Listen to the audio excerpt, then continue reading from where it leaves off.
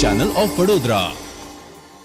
ડભોઈ વડોદરી ભાગોળ પાસે શ્રમિક અન્નપૂર્ણા યોજના હેઠળ ₹5માં ગરીબ શ્રમિકોને એક ટાઈમનું ભોજન પૂરું પાડવામાં આવે છે.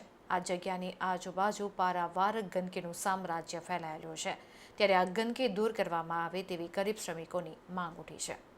રાજ્ય સરકાર અને કેન્દ્ર સરકાર દ્વારા મજૂર શ્રમિકો અને ગરીબ માણસો માટે શ્રમિક અન્નપૂર્ણા યોજના હેઠળ માત્ર ₹5માં જ એક ટાઈમનું ભોજન આપવાનું સુંદર આયોજન કરવામાં આવ્યું છે.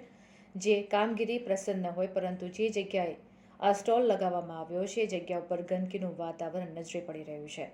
ત્યારે એક તરફ કેન્દ્ર સરકાર દ્વારા સમગ્ર દેશમાં સ્વચ્છતા અભિયાન ચાલતું હોય, ત્યારે ડભોઈ નગરપાલિકાના વહીવટીતંત્ર દ્વારા જ્યાં જ્યાં ગંદકીનું સામ્રાજ્ય હોય તેવી જગ્યાઓ પર સ્વચ્છતા અભિયાન ચલાવવું જરૂરી છે તેમ લોકોમાં ચર્ચાઈ રહ્યું હતું.